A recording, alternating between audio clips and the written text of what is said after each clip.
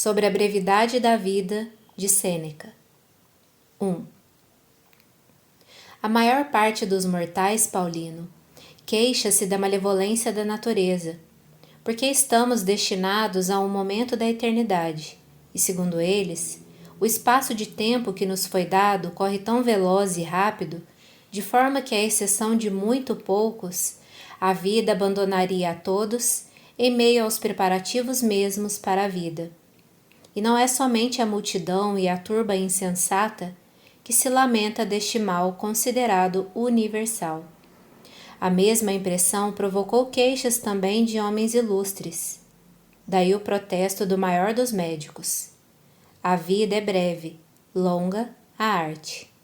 Daí o litígio, de nenhuma forma apropriado a um homem sábio, que Aristóteles teve com a natureza. Aos animais, ela concedeu tanto tempo de vida que eles sobrevivem por 5 ou 10 gerações. Ao homem, nascido para tantos e tão grandes feitos, está estabelecido um limite muito mais próximo. Não é curto o tempo que temos, mas dele muito perdemos. A vida é suficientemente longa e com generosidade nos foi dada para a realização das maiores coisas, se a empregarmos bem. Mas, quando ela se esvai no luxo e na indiferença, quando não a empregamos em nada de bom, então, finalmente constrangidos pela fatalidade, sentimos que ela já passou por nós sem que tivéssemos percebido. O fato é o seguinte: não recebemos uma vida breve, mas a fazemos. Nem somos dela carentes, mas esbanjadores.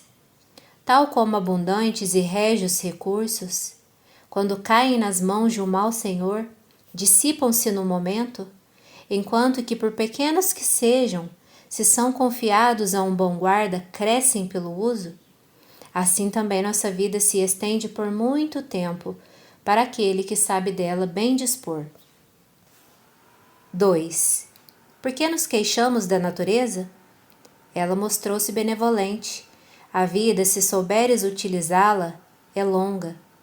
Mas uma avareza insaciável aposta-se de um de outro. Uma laboriosa dedicação a atividades inúteis. Um embriaga-se de vinho, outro entorpece-se na inatividade. A este, uma ambição sempre dependente das opiniões alheias o esgota. O incontido desejo de comerciar leva aquele a percorrer todas as terras e todos os mares na esperança de lucro. A paixão pelos assuntos militares atormenta alguns, sempre preocupados com perigos alheios ou inquietos com seus próprios. Aos que, por uma servidão voluntária, se desgastam numa ingrata solicitude a seus superiores. A busca da beleza de um outro ou o cuidado com sua própria ocupa muitos. A maioria que não persegue nenhum objetivo fixo é atirada a novos desígnios por uma vaga e inconstante leviandade, desgostando-se com isso. Alguns não definiram para onde dirigir sua vida, e o destino surpreende-os esgotados e bocejantes, de tal forma que não duvido ser verdadeiro que disse, à maneira de oráculo, o maior dos poetas. Pequena é a parte da vida que vivemos, pois todo o restante não é vida, mas tempo. Os vícios atacam-nos e rodeiam-nos de todos os lados, e não permitem que nos reergamos, nem que os olhos se voltem para discernir a verdade, mantendo-os submersos pregados às paixões. Nunca é permitido às suas vítimas voltar a si. Se por acaso acontecer de encontrarem alguma trégua, ainda assim, tal como no fundo do mar, no qual, mesmo após a tempestade ainda há agitação, eles ainda assim são o joguete das paixões, e nenhum repouso lhes é concedido. Pensas que falo daqueles cujos vícios são declarados? Vê aqueles cuja fortuna faz acorrer a multidão, são sufocados pelos seus bens. A quantos as riquezas não são um peso? Quantos não verteram seu sangue por causa de sua eloquência e da presteza diária com que exibiam seus talentos? Quantos não estão pálidos por causa de seus contínuos prazeres? A quantos a vasta multidão de clientes não dá nenhuma liberdade? Passa os olhos por todos, desde os mais pequenos até os mais poderosos. Este advoga, aquele assiste. Um é acusado, outro defende, e um outro ainda julga. Ninguém reivindica nada para si. Todos consomem mutuamente suas vidas. Pergunta por aqueles cujos nomes se aprendem de cor e verás que eles são identificados pelas características seguintes. Este é servidor daquele, que o é de um outro. Ninguém pertence a si próprio. E, portanto, é o cúmulo da insensatez a indignação de alguns. Queixam-se do desdém de seus superiores, porque estes não tiveram tempo de ir ter com eles quando desejavam. Quem ousará queixar-se da soberba de um outro, quando ele mesmo não tem um momento livre para si próprio? E aquele, contudo, apesar de seu aspecto insolente, olhou-te uma vez com consideração, sem saber quem eras, prestou atenção às tuas palavras e mesmo recebeu-te junto de si. Tu não te dignaste a considerar nem a ti mesmo. Portanto, não há razão para pedires conta de teus favores a quem quer que seja, uma vez que, quando fizeste, não desejavas estar com um outro, mas não podias estar contigo. 3. Todos os espíritos que alguma vez brilharam consentirão neste único ponto. Jamais se cansarão de se espantar com a cegueira das mentes humanas. Não se suporta que as propriedades sejam invadidas por ninguém. E, se houver uma pequena discórdia quanto à medida de seus limites, os homens se recorrem a pedras e armas. No entanto, permitem que outros se intrometam em suas vidas, a ponto de eles próprios induzirem seus futuros possessores.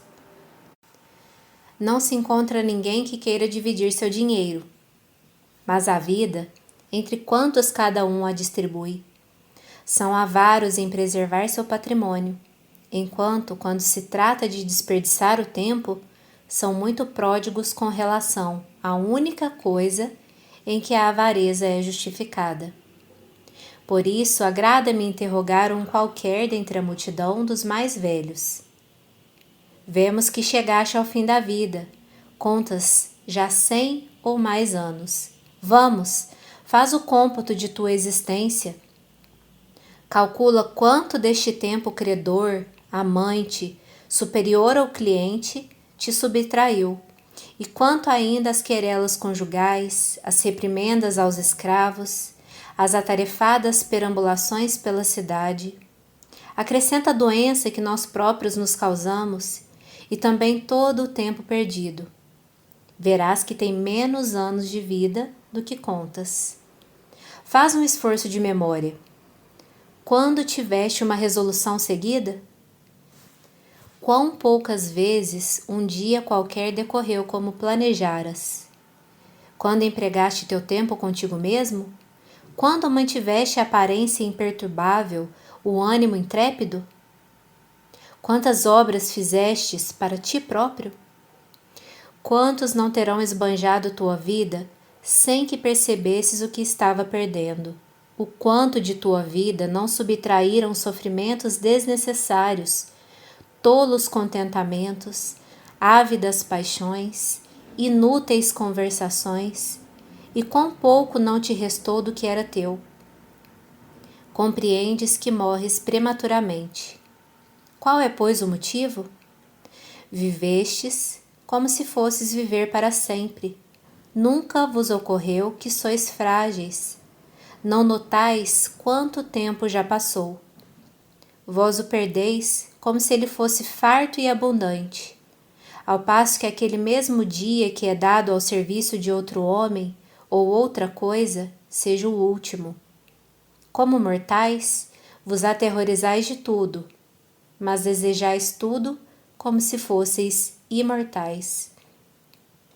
Ouvirás muitos dizerem: aos 50 anos me refugiarei no ócio, aos 60 estarei livre de meus encargos. E que fiador tens de uma vida tão longa? E quem garantirá que tudo irá conforme planejas? Não te envergonhas de reservar para ti apenas as sobras da vida e destinar a meditação somente à idade que já não serve mais para nada? Quão tarde começas a viver quando já é hora de deixar de fazê-lo?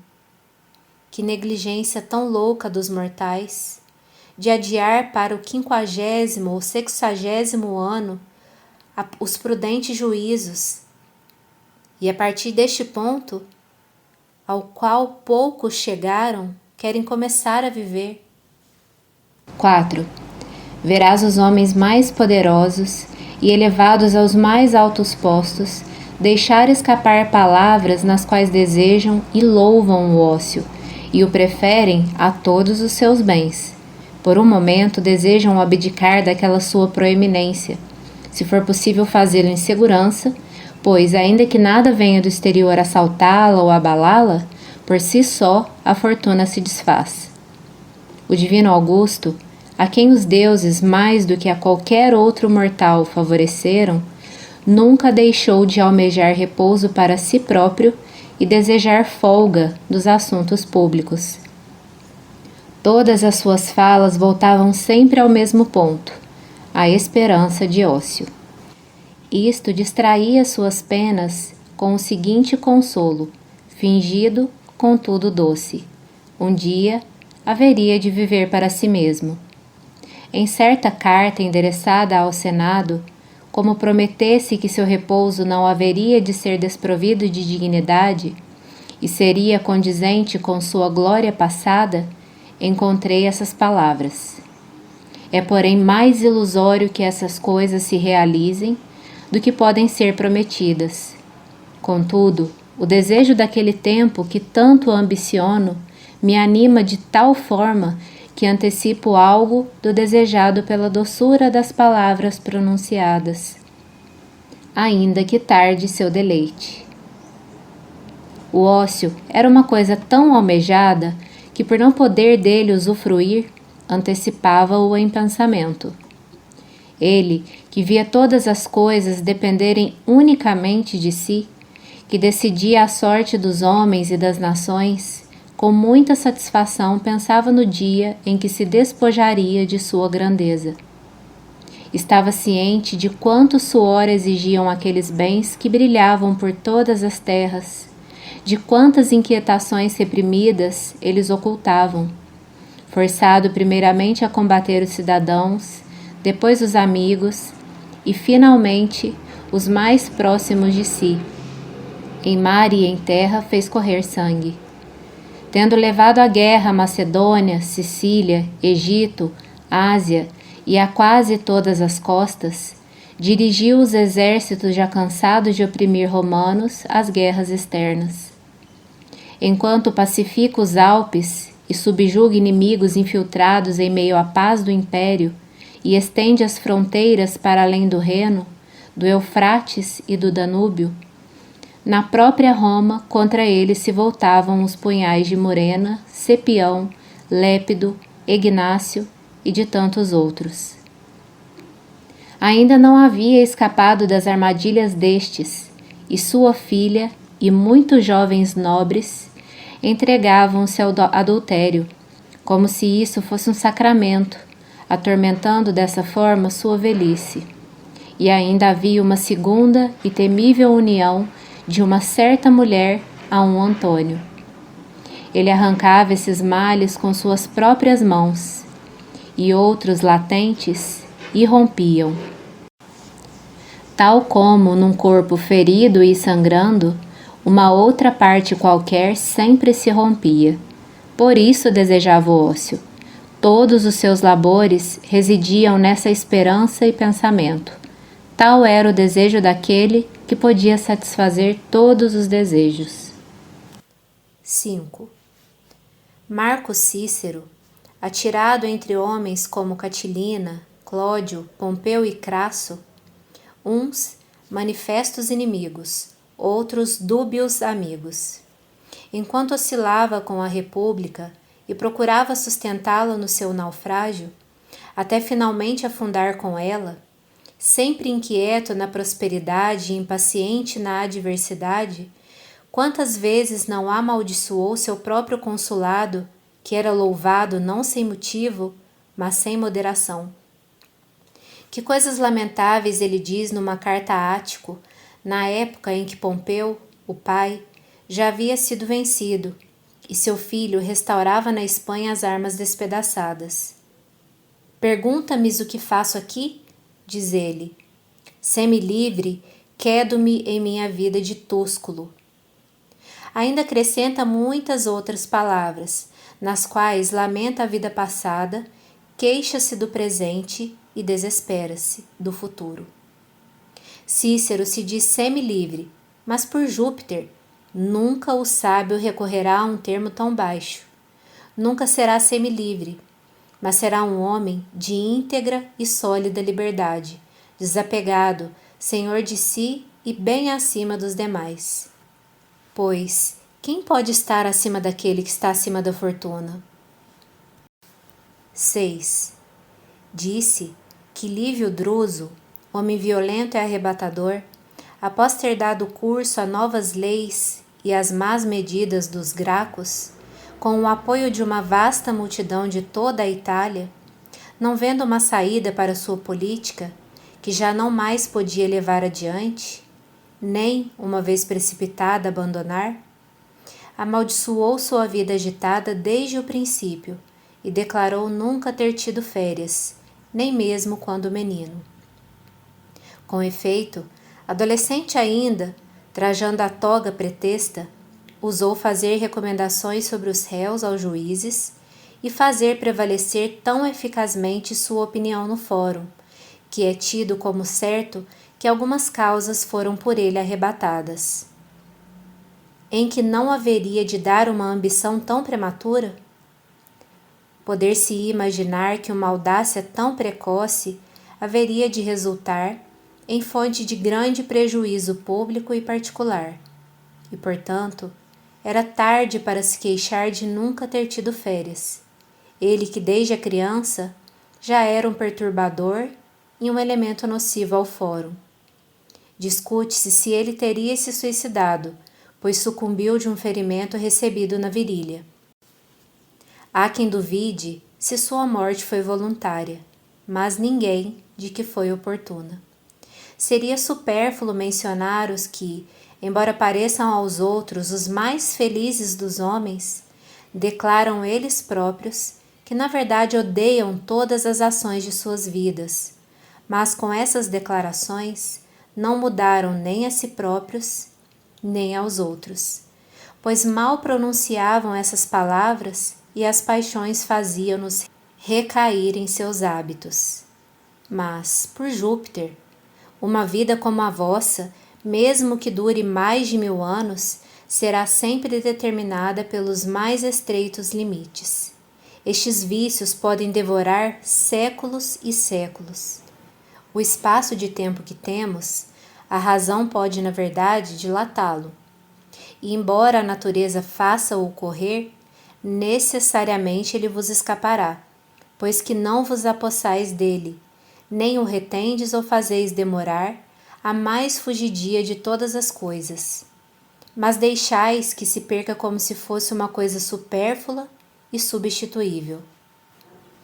7. Conto entre os piores os que nunca estão disponíveis para nada, senão para o vinho e os prazeres sensuais, pois não há ocupação mais vergonhosa. Outros, embora se prendam à imagem vazia da glória, contudo, erram honradamente. Podes-me enumerar os avarentos, os turbulentos, ou os que se entregam a ódios e guerras injustas. Todos esses pecam de uma maneira mais viril. Mas os que se entregam à gula e aos prazeres sensuais ostentam uma degradação desonrosa. Examina todo o tempo deles. Verifica quanto gastam em cálculos avaros, quanto em preparar emboscadas, quanto temendo-as, quanto bajulando, quanto sendo bajulados. E quanto tempo ocupam em compromissos judiciários, seus ou alheios, ou com banquetes, que já se tornaram mesmo uma obrigação. Verás que nem seus bens, nem seus males os deixam respirar. Finalmente, todos concordam que um homem ocupado não pode fazer nada bem, não pode se dedicar à eloquência, nem aos estudos liberais, uma vez que seu espírito, ocupado em coisas diversas, não se aprofunda em nada. Mas, pelo contrário, tudo rejeita, pensando que tudo lhe é imposto. Nada é menos próprio do homem ocupado do que viver, pois não há outra coisa que seja mais difícil de aprender. Professores das outras artes há vários e por toda parte. Dentre algumas dessas, vemos crianças terem atingido tanta maestria que chegam até a ensiná-las. Deve-se aprender a viver por toda a vida, e por mais que tu talvez te espantes, a vida toda é um aprender a morrer. Muitos dos maiores homens, tendo afastado todos os obstáculos e renunciado às riquezas, a seus negócios e aos prazeres, empregam até o último de seus dias para aprender a viver. Contudo, muitos deles deixaram a vida, tendo confessado ainda não sabê-lo, e muito menos ainda o sabem os que mencionei acima. Creia-me, é próprio de um grande homem e de quem se eleva acima dos erros humanos, não consentir que lhe tomem um instante sequer da vida. E assim toda a sua vida é muito longa, uma vez que se dedicou todo a si próprio, não importa quanto ela tenha durado. Nem um instante dela permaneceu descuidado ou ocioso, ou esteve subordinado a um outro, e portanto ele, seu guarda parcimonioso, não encontrará ninguém que julgue ter vivido dignamente a ponto de querer trocar sua vida com a dele. Portanto, a este, seu tempo foi suficiente, mas aqueles que tiveram muito de sua vida subtraído pelo povo, ela necessariamente faltou. E nem por isso há motivo para pensares que eles às vezes não compreendem seu erro. Certamente ouvirás muito dos que são esmagados por sua grande prosperidade, vez por outra, exclamar de entre a multidão de clientes, ou de seus processos jurídicos, ou de outras honoríficas misérias. Não me deixam viver. E haveriam de deixar? Todos os que te reclamam para si te afastam de tuas ocupações. Quantos dias te tomou aquele réu? E aquele candidato? E a velha já cansada de enterrar herdeiros? E aquele que finge ser doente para excitar a cobiça dos caçadores de testamentos? E aquele amigo poderoso que te mantém, não em sua amizade, mas em teu cortejo? Faz o cômputo dos dias de tua vida. Verás que restaram muito poucos dias para ti mesmo. Tendo aquele obtido os cargos com que tanto sonhava, deseja abandoná-los e repete incessantemente: quando este ano passará?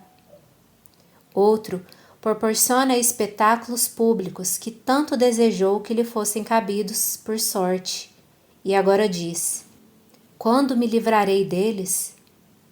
Disputa-se tanto para ouvir aquele advogado que ele enche de uma grande multidão todo o fórum, até para além de onde pode ser ouvido. Quando, diz ele, me livrarei disso tudo? Cada um faz precipitar sua vida e padece da ânsia do futuro e de tédio do presente. Mas o que emprega todo o tempo consigo próprio, que ordena cada dia como se fosse uma vida, nem deseja o amanhã, nem o teme. Pois que novo prazer há que qualquer hora lhe possa imediatamente trazer? Tudo lhe é conhecido, tudo foi desfrutado até a saciedade. Do resto, que a fortuna disponha como queira, a vida já lhe foi assegurada. Nada se lhe pode adicionar ou arrebatar, e mesmo que algo se acrescente a ela, seria como se alimentassem alguém já farto de alimentos quaisquer. Estará recebendo algo que nem mais deseja.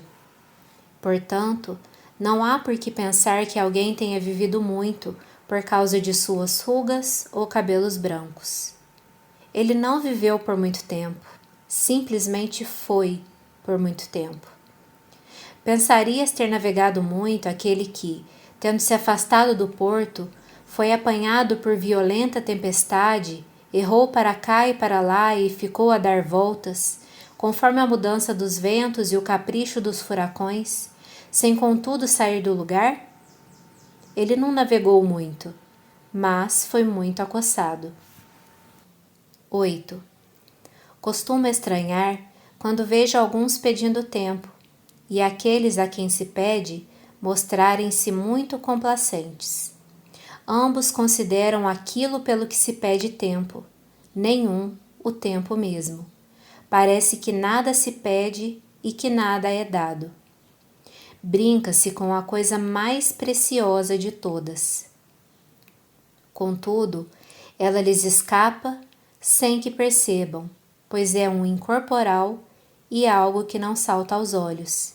Por isso é considerado muito desprezível, e em razão disto, não lhes atribuem valor algum. Os homens recebem pensões e aluguéis com muito prazer e concentram neles suas preocupações, esforços e cuidados. Mas ninguém dá valor ao tempo. Usa-se dele a rédeas soltas, como se nada custasse. Porém, quando doentes, se estão próximos do perigo de morte, prostram-se ao joelho dos médicos, ou se temem a pena capital, estão prontos a gastar todos os seus bens para viver. Tamanha é a discórdia de seus sentimentos. Se fosse possível apresentar a cada um a conta dos anos futuros, da mesma forma que podemos fazer com os passados, como tremeriam aqueles que vissem restar-lhes poucos anos e como os poupariam. Pois, se é fácil administrar o que, embora curto, é certo, deve-se conservar com muito cuidado o que não se pode saber quando há de acabar. Contudo, não há por que pensar que eles ignoram que coisa preciosa é o tempo.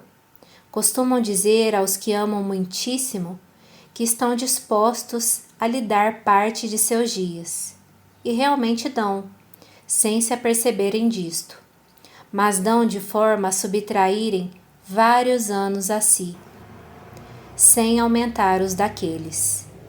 Mas ignoram o fato mesmo de estarem perdendo seus anos, por isso lhes é tolerável a perda de um bem que não é notado. Ninguém devolverá teus anos, ninguém te fará voltar a ti mesmo. Uma vez principiada, a vida segue seu curso e não reverterá nem interromperá. Não se elevará, não te avisará de sua velocidade. Transcorrerá silenciosamente, não se prolongará por ordem de um rei, nem pelo apoio do povo. Correrá tal como foi impulsionado no primeiro dia, nunca desviará seu curso, nem o retardará. Que sucederá? Tu estás ocupado, e a vida se apressa. Por sua vez, virá a morte, a qual deverás te entregar, queiras ou não. 9. Pode haver algo mais estúpido que o modo de ver de alguns. Falo daqueles que deixam de lado a prudência. Ocupam-se para poder viver melhor. Armazenam a vida, gastando-a. Fazem seus planos a longo prazo. No entanto, protelar é do maior prejuízo para a vida. Arrebata-nos cada dia que se oferece a nós, rouba-nos o presente ao prometer o futuro. O maior impedimento para viver é a expectativa, a qual tende para o amanhã e faz perder o momento presente. Do que está nas mãos da fortuna, dispões. O que está nas tuas, despedes. Para onde ficas a olhar? Para que tendes? Tudo o que está por vir se assenta na incerteza. Desde já, vive, proclama o maior dos poetas, e como inspirado por divinos lábios, canta este canto de salvação. Os melhores dias da vida dos tristes mortais são os primeiros a fugir. Por que hesitar? Diz ele. Por que ficar sem nada a fazer? Se não ocupares o dia, ele fugirá. E contudo, se o tiveres ocupado, ainda fugirá. Portanto, deve-se lutar contra a celeridade do tempo, usando de velocidade, tal como se deve beber depressa de uma corrente rápida, e que não fluirá para sempre. O poeta emprega magnificamente as palavras para censurar a infinita contemporização, pois diz o melhor dia, e não a melhor idade. Como é que tu, seguro e demorado em meio a uma tão grande fuga de tempo, dispões para ti os meses e os anos numa longa série de acordo com tua avidez? O poeta fala do dia, e deste mesmo dia que está fugindo. Acaso se duvida que os melhores dias fujam primeiro aos míseros mortais, isto é, aos ocupados? A velhice oprime tanto seus espíritos pueris que chegam a ela surpresos e desarmados, pois nada em sua vida foi previsto. Bruscamente desprevenidos, nela caíram. Não a sentiam chegar diariamente. Tal como uma conversa, ou uma leitura, ou alguma reflexão mais séria distrai os viajantes, que se veem chegados ao destino sem notar que dele se aproximavam, assim esta contínua e tão rápida caminhada da vida, que, dormindo ou acordados, fazemos no mesmo passo. Aos ocupados, não aparece senão no fim. 10. Quisesse eu dividir minha tese em tópicos e argumentos. Ocorrer-me-iam muitos exemplos, pelos quais provariam que é muito breve a vida dos ocupados. Costumava dizer Fabiano que não era um desses filósofos acadêmicos, mas um dos verdadeiros e antigos. Contra as paixões deve-se lutar com arrojo, não com sutilezas. E deve-se romper com a linha de batalha com um grande assalto, não com tímidas tentativas. Não aprovava sofismas, pois devemos vencer as paixões, não espicaçá-las. Contudo, para demonstrar às suas vítimas seu desvario, devemos instruí-las, não lamentá-las.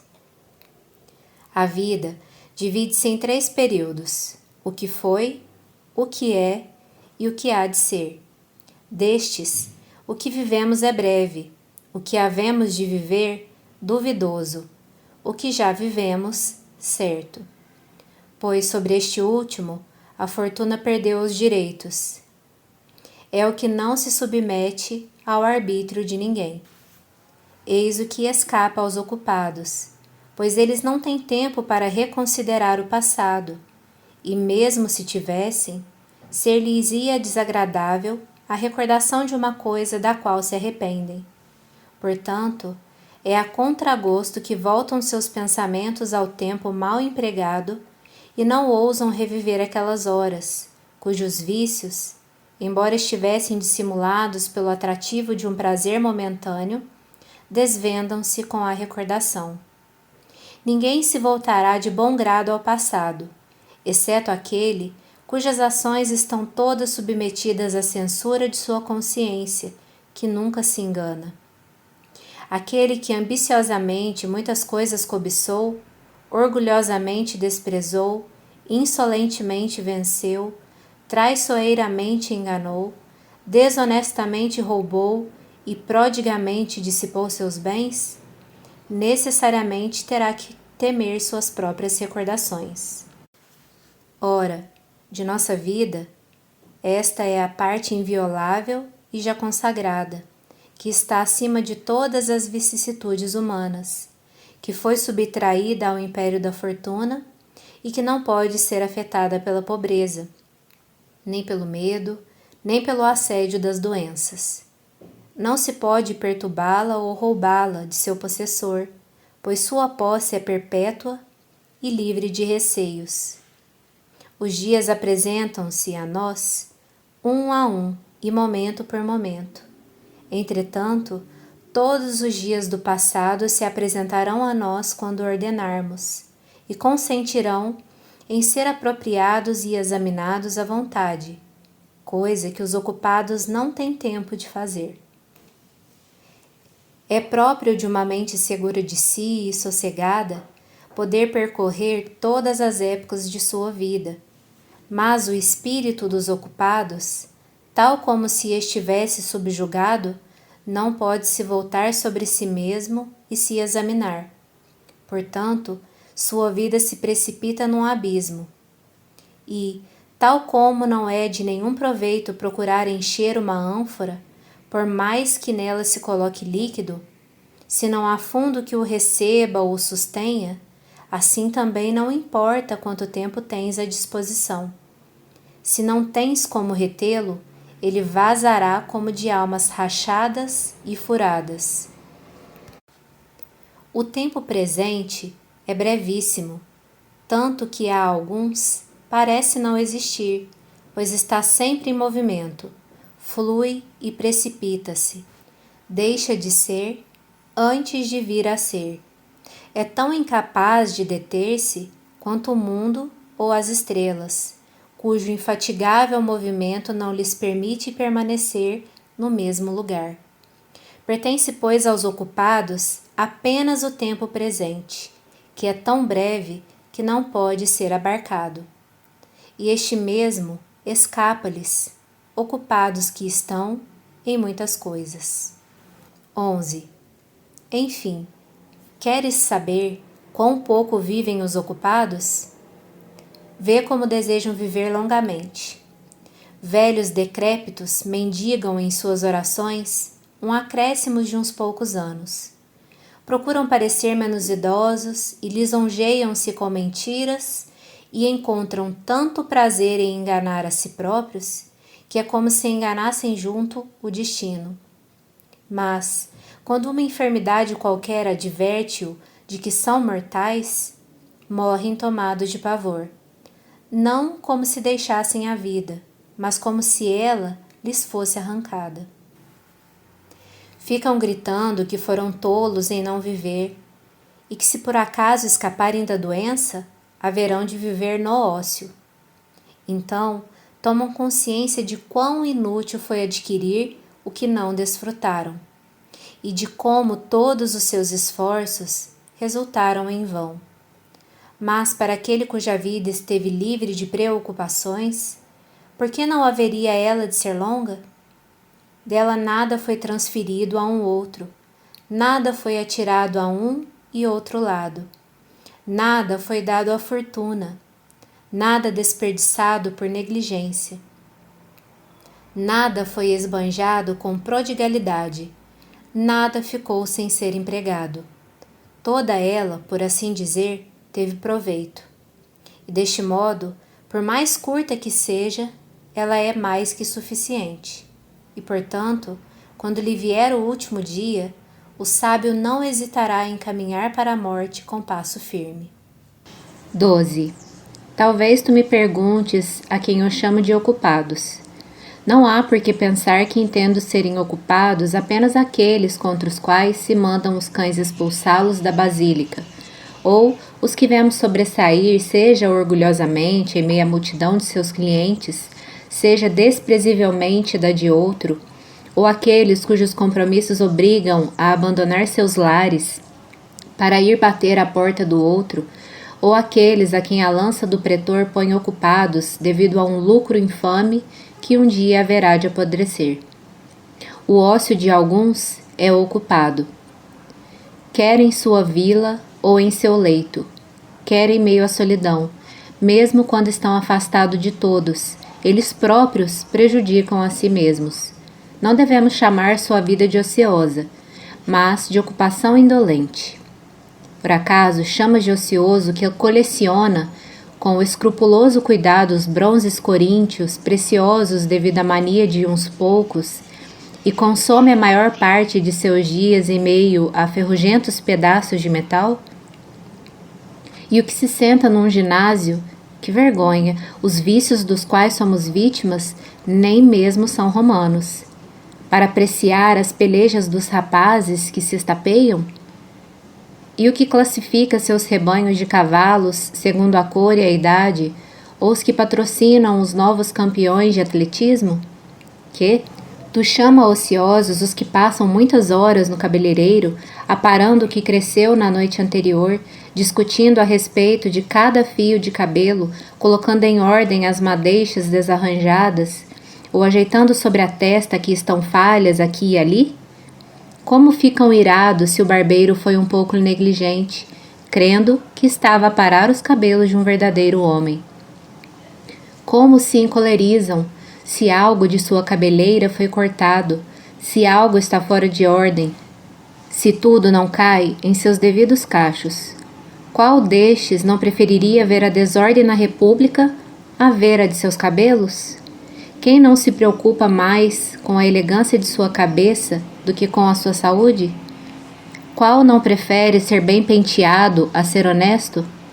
Tu chama ociosos os que se preocupam com pentes e espelhos? E quanto àqueles que se ocupam em compor, ouvir e aprender canções e atormentam a voz, cuja reta entonação a natureza fez muito simples e a melhor com inflexões desajeitadas modulações? Eles estão sempre a estalar os dedos, marcando alguma canção que tem na cabeça, e mesmo quando são chamados para questões sérias e frequentemente tristes, ouvimos seu imperceptível cantarolar. Eles não têm ócio, mas ocupações indolentes. Nem, por Hércules, considero seus festins como tempo livre, uma vez que vejo com quanta solicitude dispõe a prataria, quão diligentemente ajeitam as túnicas de seus jovens prediletos, quão ansiosos ficam por saber como o javali sai das mãos do cozinheiro, ou com que velocidade os escravos jovens, a um dado sinal, correm às suas obrigações, com quanta perícia as aves são cortadas em bocados não muito grandes, ou quão cuidadosamente os infelizes escravos limpam o vômito dos bêbados. É por estes meios que adquirem a fama de serem elegantes e faustosos, e seus males perseguem-nos até mesmo nos menores detalhes da vida, de modo que eles não podem comer nem beber sem afetação. Eu não contaria entre os ociosos aqueles que se fazem transportar para cá e para lá em carruagens ou liteiras, e observam pontualmente a hora de seus passeios, como se não lhes fosse lícito perdê-los. Nem os que se fazem lembrar, por outro, quando devem banhar-se, nadar ou comer. Seus espíritos extraordinariamente débeis estão enfraquecidos pela lassidão, que eles nem mesmo podem decidir por si sós se têm fome. Já ouvi um desses delicados, se é que se pode chamar de delícias, o fato de desaprender os hábitos da vida humana. Ao ser retirado do banho e colocado numa cadeira, perguntar: ainda estou sentado? Tu crês que este, que ignora até se está sentado, sabe se vive, se vê, se é ocioso? Não poderia dizer de pronto que lamento mais. Ele realmente não saber ou fingir não sabê-lo. Esses esquecem-se realmente de muitas coisas, mas também fingem esquecer de muitas outras. Certos vícios deleitam-nos como se fossem provas de felicidade. Parece-lhes próprio de um homem muito baixo e desprezível saber o que faz. E agora, Não vás crer que os mimos exageram quando ridicularizam a luxúria. Estes, por Hércules, ultrapassam em muito as invenções dos mimos. E neste nosso século, engenhoso apenas para tais coisas, os vícios progrediram tanto que já podemos acusar os mimos de negligência. É o cúmulo haver alguém que está tão atolado na luxúria que se fia na palavra de um outro para saber se está ou não sentado. Portanto, esse aí não é ocioso. Dá-lhe outro nome. Ele está doente, ou melhor ainda, está morto. É ocioso o que é também consciente de seu lazer, mas este semi-vivo, que precisa de alguém que lhe indique a postura do próprio corpo, como poderia ser senhor de um momento sequer de sua vida? 13. Seria alongar demais percorrer todos os exemplos daqueles que desperdiçaram suas vidas em jogos de xadrez, bola ou queimando-se ao sol. Não gozam de ócio aqueles cujos prazeres trazem muitas ocupações, pois ninguém duvidará que muitos se fadigam sem nada obrar. Os que se prendem a inúteis questões de literatura, e eles já são multidão entre os romanos, foi um vício dos gregos investigar quantos remadores teve Ulisses, se a Ilíada ou a Odisseia foi escrita primeiro. E além disso, se eram de um mesmo autor, e outros conhecimentos dessa espécie, que se os reservas para ti mesmo, em nada deleitam o intelecto. Se o publicas, não terás tido por mais douto, mas por mais enfadonho. E eis que esta frívola paixão de aprender inutilidades apossou-se também dos romanos. Há alguns dias ouvi certa pessoa relatando qual foi o primeiro dos generais a fazer tais e tais coisas. Que Duílio foi o primeiro a vencer numa batalha naval, que Cúrio Dentato foi o primeiro a conduzir elefantes no seu cortejo triunfal. Mas esses assuntos, ainda que não conduzam à verdadeira glória, versam sobre exemplos de feitos cívicos. Tal ciência não acarreta benefício algum, embora nos prenda a atenção pela futilidade dos feitos. Perdoemos também aos que pesquisam assuntos como este. Quem foi o primeiro a persuadir os romanos a embarcar no navio? Foi Cláudio, e por este mesmo motivo cognominado Caldex, porque entre os antigos a reunião de várias tábuas chamava-se Caldex. Daí o nome de codices, as tábuas da lei. E ainda hoje, as naves carregam provisões pelo Tibre são chamadas, segundo a maneira antiga, de codicarie. Sem dúvida, e isto pode ser de algum valor, que Valério Corvino foi o primeiro a subjugar Messina, e tendo tomado para si o nome da cidade conquistada, foi o primeiro da família dos Valérios a denominar-se Messana, e que, tendo sido trocadas as letras por uma gradual corruptela da linguagem popular, chamou-se Messala.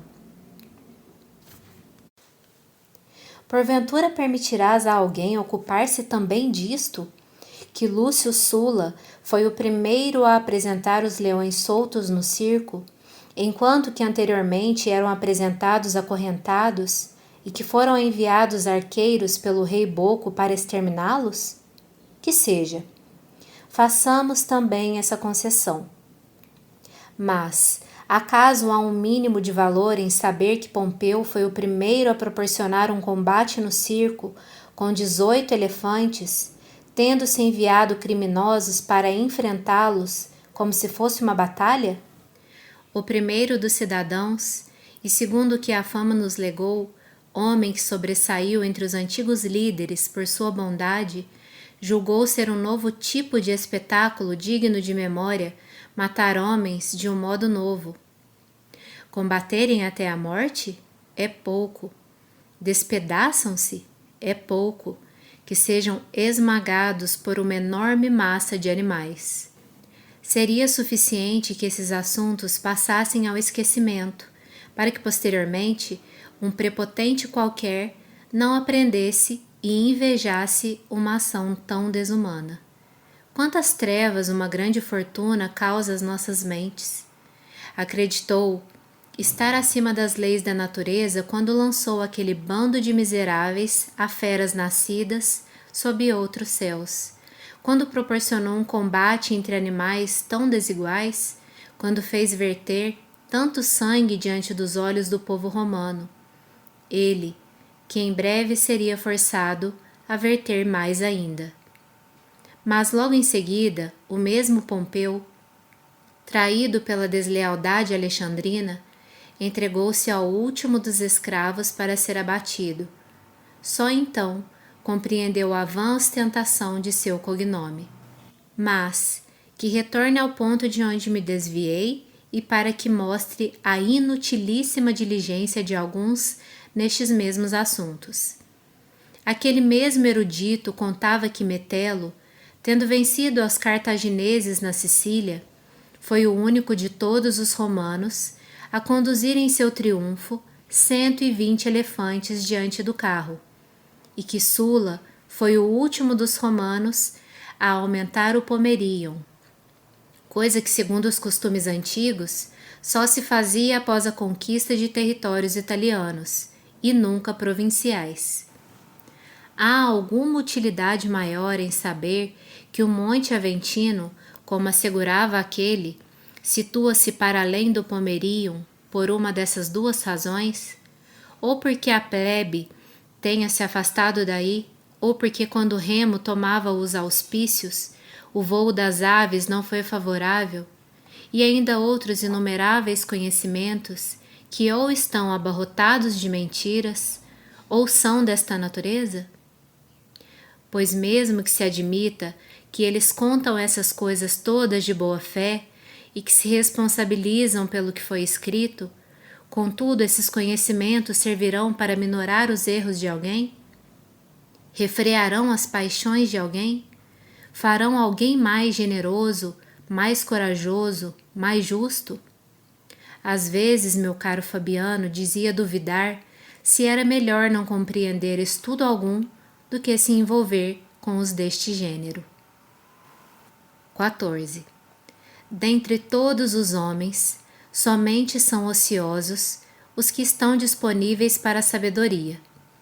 Eles são os únicos a viver, pois não apenas administram bem sua vida, mas acrescentam-lhe toda a eternidade. Todos os anos que se passaram antes deles são somados aos seus. A menos que sejamos os maiores dos ingratos, aqueles fundadores das sublimes filosofias nasceram para nós, e eles nos preparam o caminho para a vida.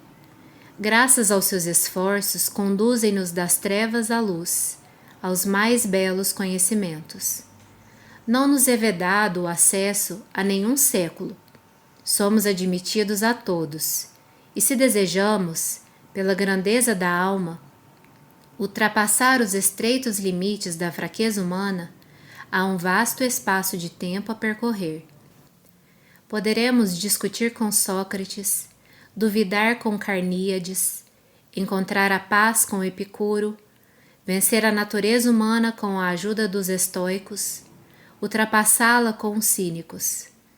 Já que a natureza nos permite entrar em comunhão com toda a eternidade, por que não nos desviarmos dessa estreita e curta passagem do tempo e nos entregarmos com todo o nosso espírito àquilo que é ilimitado, eterno e partilhado com os melhores? Os que se desdobram em muitos compromissos sociais, que agitam a si mesmos e a outros, bem consciente de suas tolices, após terem percorrido diariamente as soleiras de todos e não ter deixado de entrar em nenhuma porta aberta, após terem levado sua interesseira saudação à volta das mais remotas casas, quão pouco não terão ele visto numa cidade tão grande e dilacerada por várias paixões. quantos haverá cujo sono, dissolução ou grosseria não os afastará? Quantos, após os terem torturado com uma longa espera, não passarão por eles fingindo estarem apressados? Quanto não evitarão aparecer no átrio repleto de clientes, escapando por portas secretas como se fosse menor descortesia enganar do que despedir? Quantos ainda meio adormecidos e pesados devido à embriaguez da noite anterior, responderão àqueles pobres coitados que interromperam seu sono para esperar o despertar de um outro com um bocejo mais arrogante, mal levantando os lábios?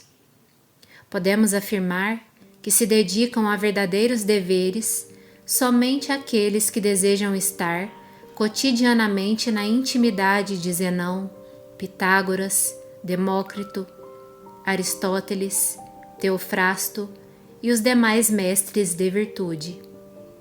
Nenhum deles deixará de estar à nossa disposição, nenhum despedirá o que o procurar, sem que o faça mais feliz e mais devotado a ele. Nenhum permitirá a quem quer que seja partir de mãos vazias, e eles podem ser encontrados por qualquer homem, tanto durante o dia como à noite.